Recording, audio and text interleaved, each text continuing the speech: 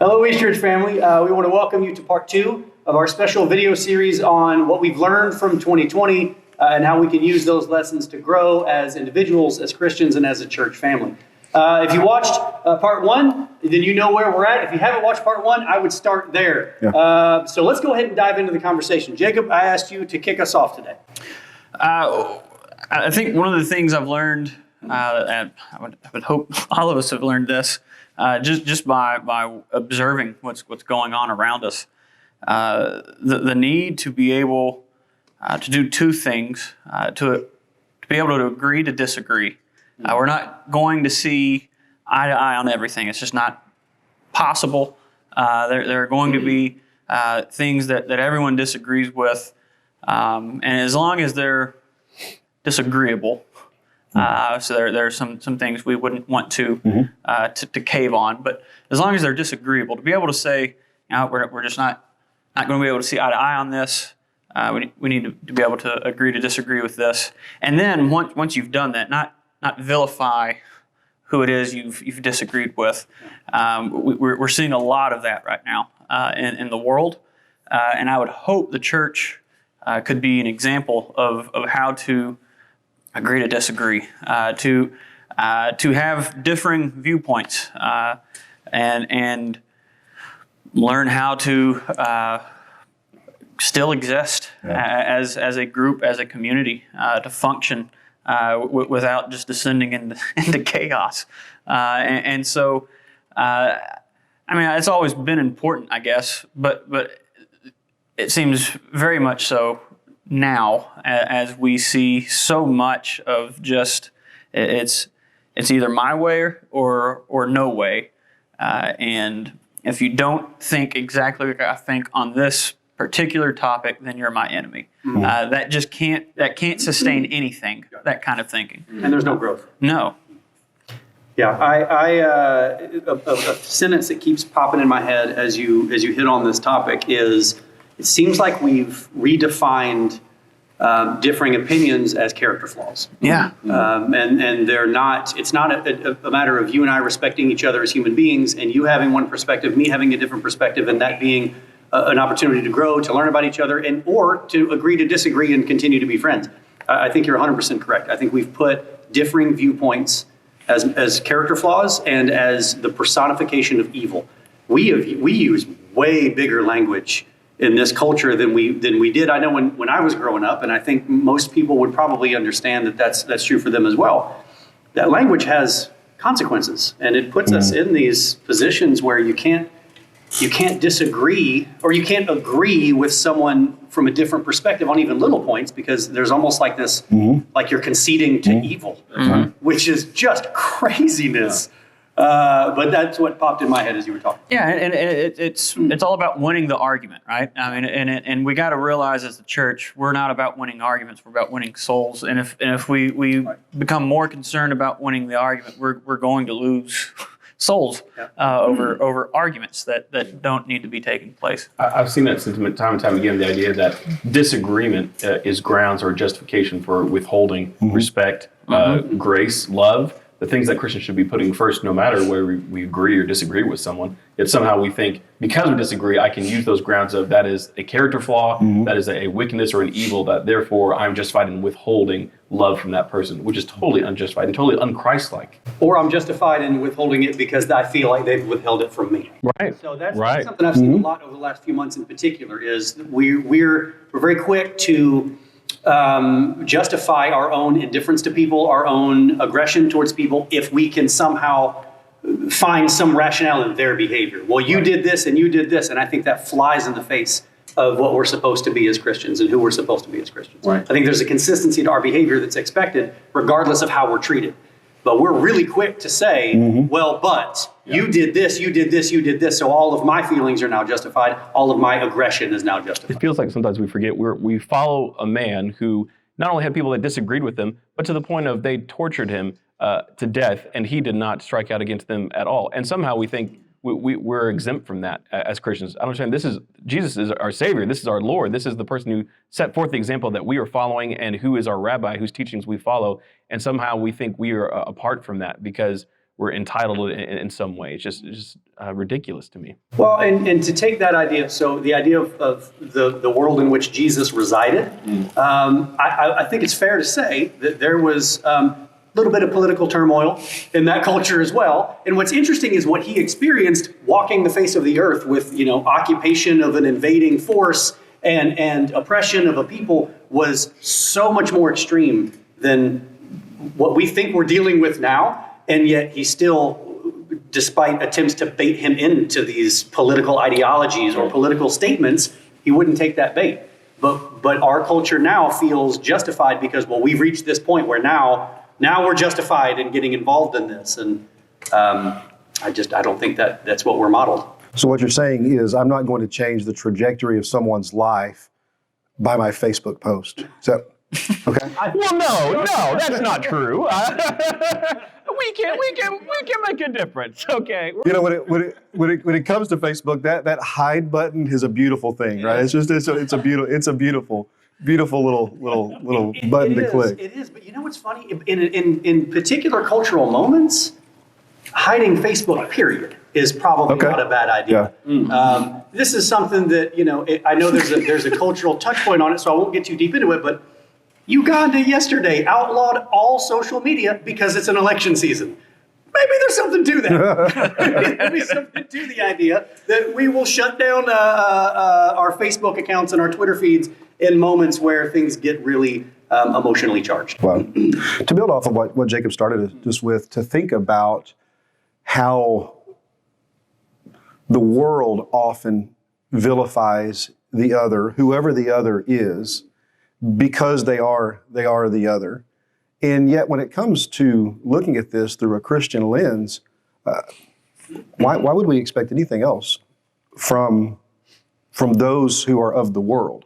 We can't expect those who aren't Christians or aren't followers of Christ to follow Christ. Imagine that. And oftentimes, Christ-like behavior. Oftentimes, especially within, I don't know what you would call this, a societally Christian people group, societally Christian, to project Christian values upon those who are not Christian, rather than meet them where they are. I think we've dropped the ball on that so many times in our heritage, in our history.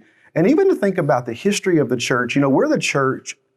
You can point to moments in time where Christ's church over the last 2,000 years has just soared within difficult times and has made an impact and been a witness to the watching world because of how they have endured burdensome, difficult times as a people group. There are also times you can point to the church collectively and say, Civil War, yeah, a lot of us were on the wrong side of that. Civil rights, yeah, a lot of us were. We were behind the times on that. Christian universities that don't allow African Americans to be students until after society and government tells them they have to. So there are times you can point to in difficult times when the church has been behind or has been a bigger part of the problem. I wonder, as we look back on just the events of 2020 and the pandemic and all the cultural upheaval and everything that we've seen and experienced over the last 10 months, what will history tell us when we look back as to where we were at? Were we on the wrong side of history as Christians, just Christians as a whole? And I wonder how much of it comes back to, I want to make sure that I demonstrate I'm right with this, and since I'm right with this, you're obviously completely wrong with this, and I'm not even going to value your input because your input is different than mine. When that's a very worldly sort of perspective rather than a Christian one. And Jesus says, you will demonstrate to the world that you are my disciples when you love and when you're one. When you love God and love others, and whenever you're unified with one another. But if I make me the driving force behind unity, my beliefs, my opinions, my worldview, rather than Christ, there's no way to overcome that. and especially in thinking in regard to our witness to the world, how others perceive that is so very crucial to the cause of the kingdom. I think there's an element in what you just described that I think can go a long way towards helping us even understand where we're at culturally. So in other words, as a culture, we've drifted farther from the Christian center and the Christian core that I think at one point was more culturally prominent than it is now. But we still seek to fill that void, and so we've come to a place where political opinions, political ideology, social opinions, social ideology, we put in the place of faith and of our Christian calling. And so to go back to maybe the beginning of this conversation, opposing viewpoints are evil. And I can't see any good in them. And that's not, good and evil is not political opinions. Good and evil is the spiritual battle of good and evil. But when we use those words to define things that shouldn't be defined that way, we find ourselves inadvertently in a holy war. That's not really a holy war. It's a cultural moment, and there's a lot of cultural tension. But it's not a holy war, but we believe it is, because we have put oftentimes our social opinions or our political opinions in a very unhealthy place. Well, and we see in the New Testament, we see, like you mentioned, that they weren't unfamiliar with what we're experiencing. In Jesus' day, you had the Zealots who were so anti-Rome, and then even within his 12, you have Simon, a zealot, and then you have Matthew, a tax collector, who would have most definitely been conceived as a sellout to the government, to Rome, and to his own people. You couldn't be more opposed in your views than they were, and yet here they are, and they're following the example that Jesus had set, and yeah, it's uncomfortable, but there is a way to traverse this, a way to cut through it all, and it's not by picking sides. That's not going to get it done. Right. I had a professor, Leroy Garrett, and he would oftentimes say that the things that divide us are not greater than the one who unites us. He, in general, most of the time was talking theology. He was trying to say, we don't have the market cornered on God. We have to make judgment calls on what we believe to be true. But when it comes to passing judgment, that's God's business. And so he primarily was talking about theology. But I think it also applies in the case of society and culture and that sort of phenomenon where things that have the potential to divide us, if we don't allow them, if we don't allow those things to be greater than the one who unites us, then we're staying on track. And oftentimes we do just that because we use the word vilify early on, because we vilify the other, whoever the other is. And if you notice, that always puts us at the center of the paradigm. If it's me, that puts me at the center of that paradigm rather than Christ. Just to give some clarity here because the conversations about the other and conversations about opposing viewpoints, it is mid-January in 2020, so there is a heightened awareness of political tensions and political turmoil that we've been experiencing. But keep in mind, over the last year, the purpose of this video is to explore the experience of 2020. We went way farther than just political opinions and political beliefs. We have people who view precautions. What are proper precautions during a pandemic? Well, you get 10 different people, you're going to get 10 different answers. I'm not going to wear a mask. You're going to get, and I'm going to wear a mask in my house. Yes, right. That's right. That's right. So you've got these this wide spectrum of what should we be doing, and that applies on a personal level. So what should me and my family be doing? What should and then what should our community be doing? Yeah. What should our church be doing? What should schools be doing? And there's these different levels, and every one of those levels has people with differing viewpoints. There are people who believe one thing about what schools should be doing because they're largely children, and then a completely separate expectation for churches. And that makes sense. It's a nuanced conversation, but the point is, I don't want because we just experienced chaos in Washington, D.C. We're experiencing an inauguration that's set to take place next week. It's been a bonkers week politically. I don't want the message to be lost that we're just talking politics here. Yeah. There's a lot of things that have happened in the last year that have created tension-filled, stressful moments, even within our church family. I will say, to peek behind the curtain of the decision-making process just a bit, our decision-making as to what we do, when, how, what protocol we implement has not been an easy process, and it has not been a well-oiled process. There's been debate. There's been conversation. I think it's fair to say that it's been loving debate that all comes from a good place, but there has been debate. Sure. There have been conversations about, okay, maybe we don't need to do this. Maybe we do need to do this. Should the protocol look like this? Should it look like that? This has not been an easy process because we all have the same goal. We all want to tend to our church family.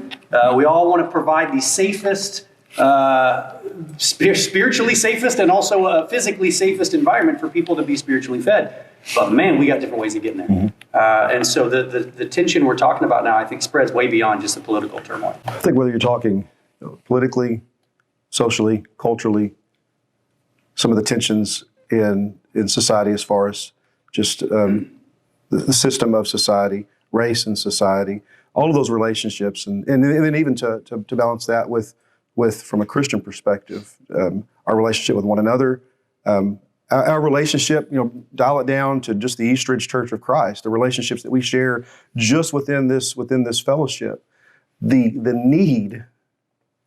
need for the driving force to be grace. We're going to be a people of grace. We're going to afford one another grace. I've got a friend that's a minister, and they were going through a very difficult decision that had to be made by their leadership, elders and ministers. And at the end of it, I'm not going to even say what it was, but at the end of it, they were very divided on how they felt like they should respond to a particular situation. You know what their final edict was as a group? We have a varied opinion on this, but we're going to err on the side of grace. If we've got to make choices based upon we're going to fall here or here based with this decision, we're going to err on the side of grace. And I think that our relationships with others individually, and just the communal way that we view the world, if we could just always err on the side of grace as Christians, man, our witness would be so much more influential within the world that we exist. I make the joke, okay, you mean my Facebook post is not going to change the world, but the world is changed through individual relationships, and it's changed individually, not even necessarily collectively and communally. I'm going to do one thing that's going to change this entire people group, but rather individually through day-to-day choices and interactions and attitudes and perspectives, and being a people who always, always, always err on the side of grace. Okay, so erring on the side of grace, I think we may be able to take that sentence and combine it with our conversation from the last video, right? Okay. So you talked about community and the communal nature. Yep. Something in my observations of human relationships and human behavior, that's way easier to do face to face. It is That's a good point. There's a disconnect that we experience, and I won't go down the rabbit hole here. I could talk for a long time about what I'm about to say. The guy who did his dissertation on social media. For those of you who don't know, yes, I did my dissertation on social media. There is a disconnect when it's my thumbs talking. There's a disconnect about who's on the other end of that, because in my mind, it's a profile picture. And I can say what I want to a profile picture. And even if I'm an adult who has the ability to recognize that there's a human being on the end of it, there's no emotional connection to that experience. So if I text you something mean and aggressive, I don't see your face as you respond to it. You mind if I show up on your porch? And I will show up on my porch. But if I text you, or if I just post to your account, I don't see the disappointment. Yeah. I don't see the anger. I don't see whatever it is that I invoked in you. Right. I just get to feel like, got that one, screenshot, send it to my friends, look what I just did. So there's a disconnect when our communication moves to the digital space, which in 2020, there's been a massive amount of our communication that's moved to the digital space, which I think has exacerbated the situation that we're in currently. So really good point. So for me, I've said forever, social media can be a very angry place. But then you walk around and talk to people are pretty nice.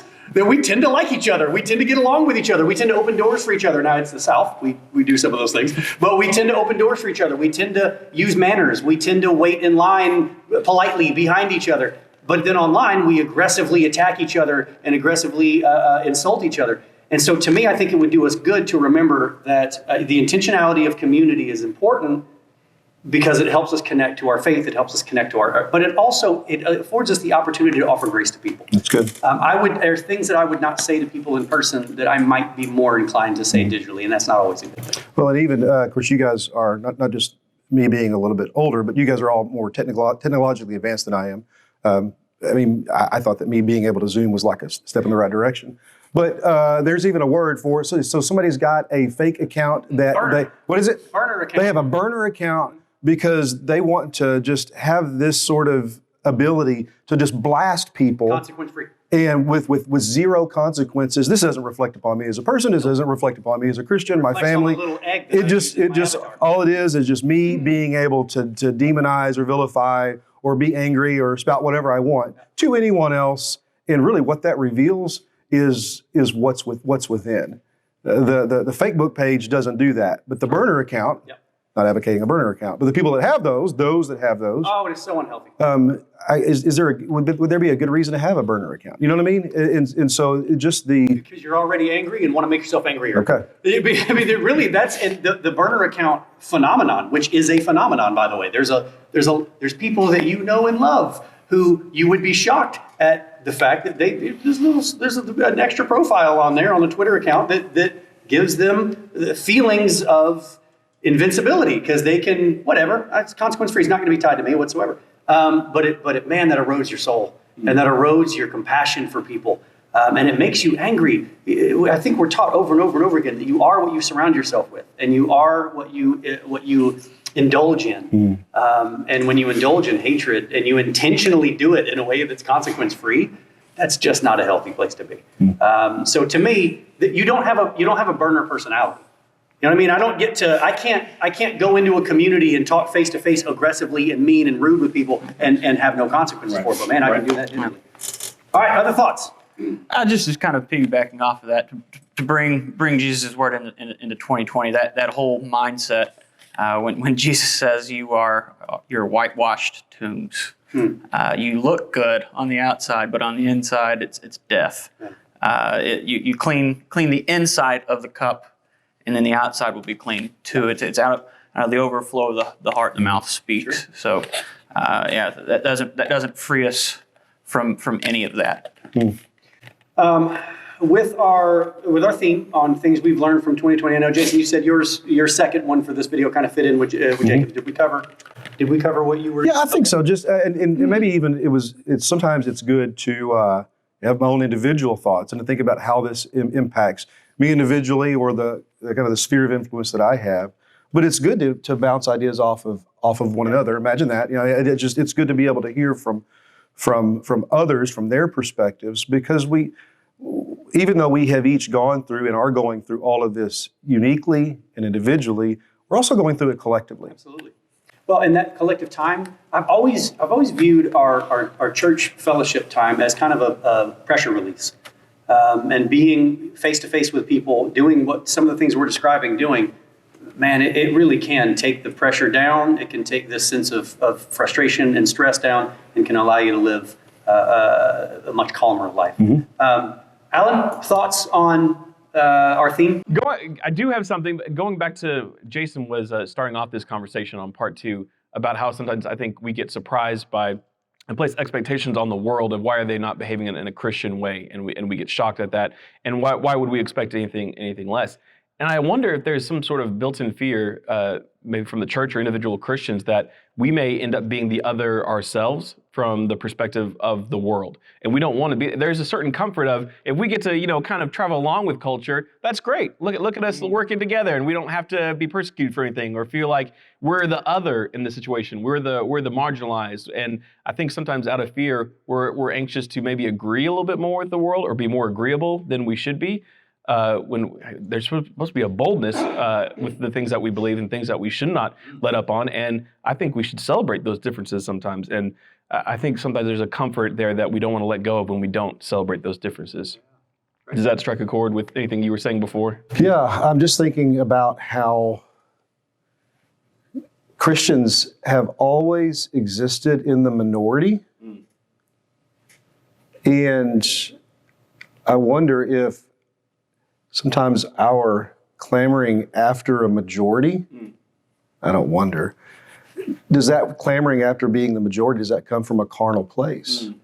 And so to be in the world, but not of it, and even to think about some of the things along the way that we learn as Christians, that when it, there are different religious groups that have removed themselves from society in order to live, but they would say we're living this disconnected way of life, not relying upon culture and society around us in order to be a light to the world. Henry Nouwen, I know you guys are familiar with his writings. Henry Nouwen says the spiritual life drives us deeper into the world. Now, he doesn't mean drives us deeper into a worldly way of life, but drives us deeper into the world so that we can be light in a world that's filled with darkness. And when you look at our call as Christians from the very beginning, that's what our call has always been, to be light in a world of darkness. What'd you say? Being still doesn't mean doing nothing? Yeah. We're bringing this back. See, we all kinds of synergy. Alan, you had some thoughts that we wanted to incorporate here in this. Sure. I'm not sure how to really fit this in with what we've been talking about, but Jason and I were talking about this being a time of pruning with everything that we've gone through, and maybe in the way that this is a good time to differentiate ourselves from the world and from culture, and start to see the ways that we are so much like the world that maybe those are things that we need to take a closer look at, and maybe prune out of our lives individually. Make sure that we are getting rid of excess, and make sure we are bearing fruit.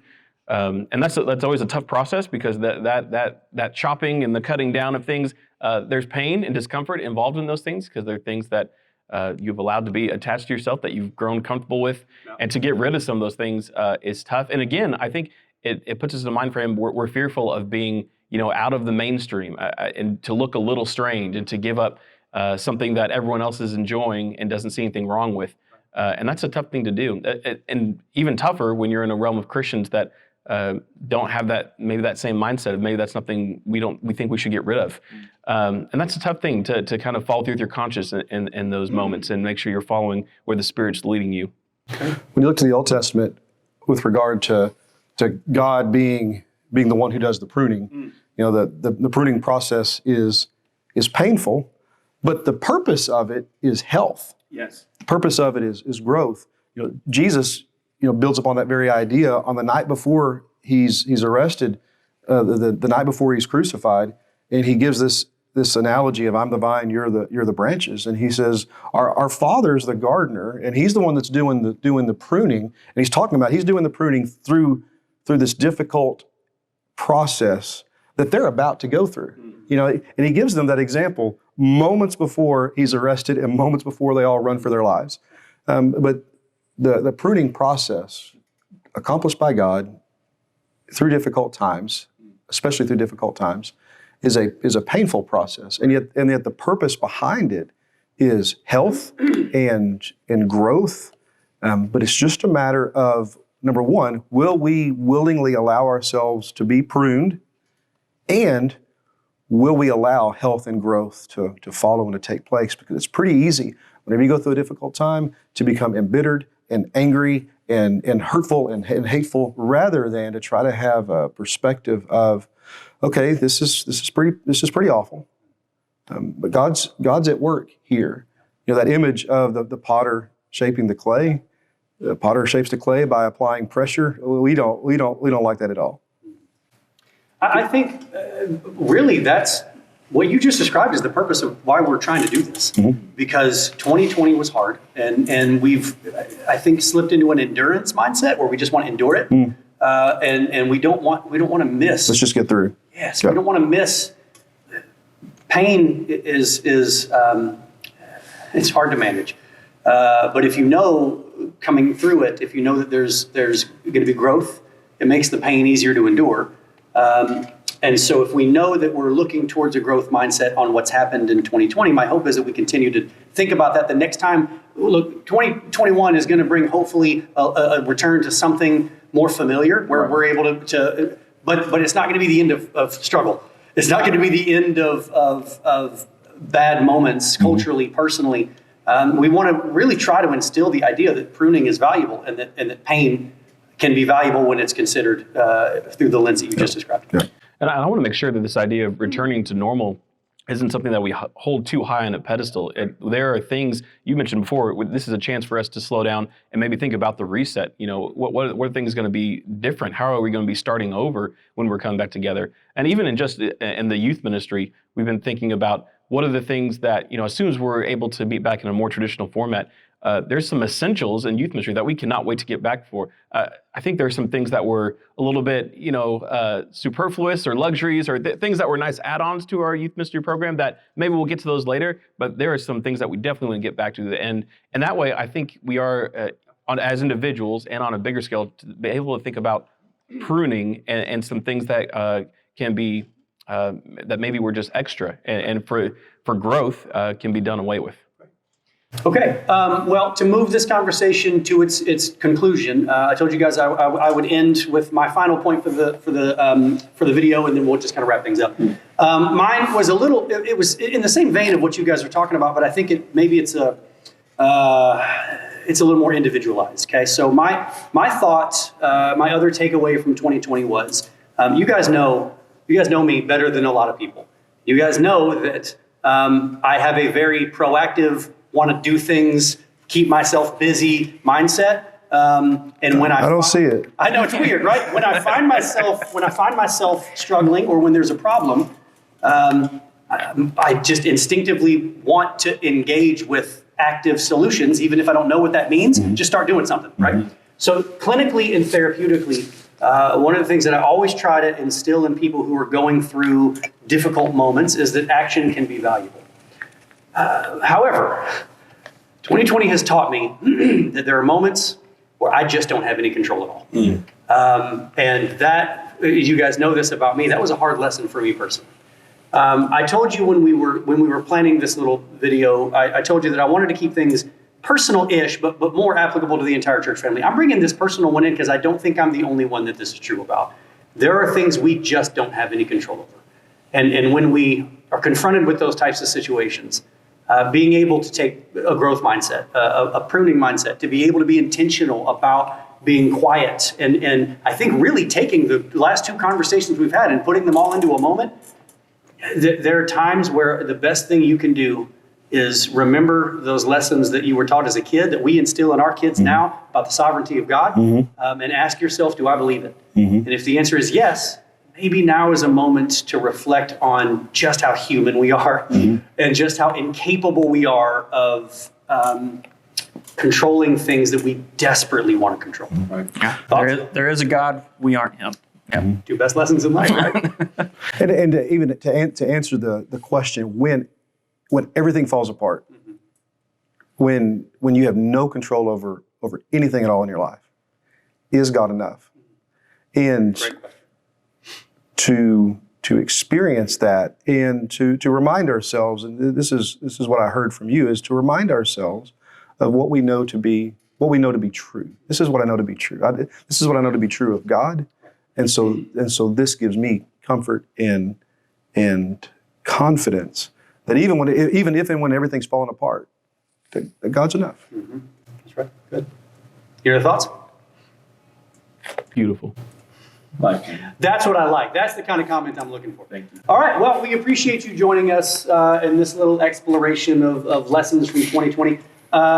Maybe this is something we can get in the habit of doing more often, of just kind of collectively taking cultural moments, taking things that we experience and giving some feedback that hopefully our church family can grow from. As we venture into 2021, maybe take some of these thoughts, observations, intentionality, the communal nature of Christianity and of us as human beings, letting go of some of our control. Maybe they can help us all in 2020, 2021 experience a more successful, happier, calmer, more productive, more Christ-based year. Thank you for joining us, and we will see you soon.